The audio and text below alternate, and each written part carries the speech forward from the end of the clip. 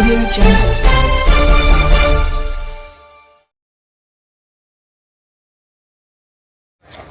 Senior మంత్రి పెద్దలు శ్రీధర్ బాబు గారి సూచన మేరకు గౌరవ ముఖ్యమంత్రి గారు పెద్దపల్లిలో ఆర్టీసీ డిపో ప్రారంభించడానికి సూచన చేయడం, ఇక్కడ వెంటనే డిపో శాంక్షన్ చేసి దానికి సంబంధించిన టెండర్ ప్రక్రియ అంతా జరిగింది.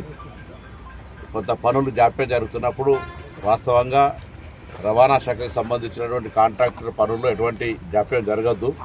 ఈ డిపోకు సంబంధించిన పనులు వేగవంతం చేసి తొందరలో ఈ డిపో నిర్మాణం చేపట్టి ప్రారంభోత్సవం చేస్తాం. ప్రజలందరికీ కూడా, ఎందుకంటే ఇది ఒక వ్యవసాయక క్షేత్రం, గ్రామీణ ప్రాంతాల్లో బస్ కనెక్టివిటీ పెరగాలనేది, మహిళలకు ఉచిత బస్సు ఇచ్చిన తర్వాత ఆర్టీసీ బస్సులు కావాలి ప్రతి ఊరికి అనేటువంటి డిమాండ్ పెరుగుతున్న సందర్భంలో కొత్త బస్సులు కొనడంతో పాటుగా మరి 10 సంవత్సరాలుగా నిర్వీర్యమైన ఆర్టీసీని నూతన జవసత్వాలు ఇచ్చి మళ్ళీ ఆర్టీసీ ఒక ప్రజా రవాణా వ్యవస్థలో గొప్ప సంస్థగా తీర్చిదిద్దే ప్రయత్నం చేస్తున్నాం.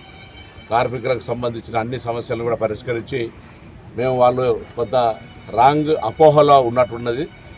ఈ ప్రభుత్వం ఉప ముఖ్యమంత్రి గారి నాయకత్వంలో 5 మంత్రులం దాదాపు 14 గంటలు కూర్చొని చీఫ్ సెక్రటరీ గారితో పాటు 5 సీనియర్ ఐఏఎస్ ఆఫీసర్లు 40 మంది కార్మిక ప్రతినిధులతో సంబంధించి చర్చ జరిగినప్పుడు 3 ప్రధాన అంశాలు: 11% PRC ఇవ్వడము, ఆర్టీసీ సంఘ ఎన్నికలు నిర్వహించి అందులో గెలిచిన ప్రతినిధులతోటి విలీన ప్రక్రియను సజావుగా భవిష్యత్తు తరాలకు ఎవరికి ఇబ్బంది లేకుండా, భవిష్యత్తులో మళ్ళీ ఎటువంటి అంశాలు తలెత్తకుండా అధికారులతోటి ఎన్నికైన ప్రతినిధులు, కార్మిక సంఘ ప్రతినిధులను కలిపి విలీన ప్రక్రియ చేస్తాం. ఇప్పటికి కూడా ప్రజాపాలన ప్రభుత్వం విలీన ప్రక్రియకు కట్టుబడి ఉంది. బట్టి రాంగ్ పర్సెప్షన్ లోపల మీరు ఏదో దానికి సంబంధించి ఇలా కొంత అక్కడో ఇక్కడో నిరసన చెప్పే ప్రయత్నం చేస్తున్నారు. ఎవరు కూడా ఆందోళన చెందొద్దు. ఈ ప్రభుత్వం బాధ్యతగా విలీన ప్రక్రియ చేస్తుంది.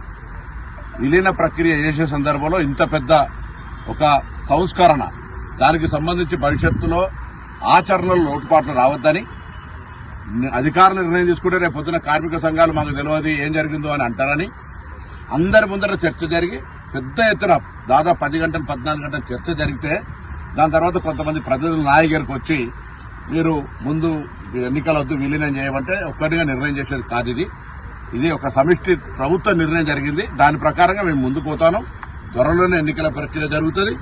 దాని తదుపరి ఎన్నికల్లో గెలిచిన ప్రతినిధులు అధికారులు కలిసి విలీన ప్రక్రియ ప్రారంభిస్తాం.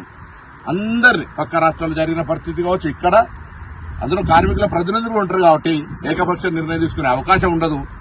భవిష్యత్ తరాల లోపల ఆర్టీసీ విలీన ప్రక్రియకు ఎక్కడ ఇబ్బంది లేకుండా, విఘాతం లేకుండా ప్రజా రవాణా వ్యవస్థ నిరాటంకంగా కొనసాగడానికి మంచి ఉద్దేశంతో జరుగుతుంది. దీన్ని తప్పుగా అర్థం చేసుకోవద్దని కార్మికులందరికీ విజ్ఞప్తి చేస్తా ఉన్నాం. ఆందోళన చెందొద్దని కూడా కోరుతా ఉన్నాం.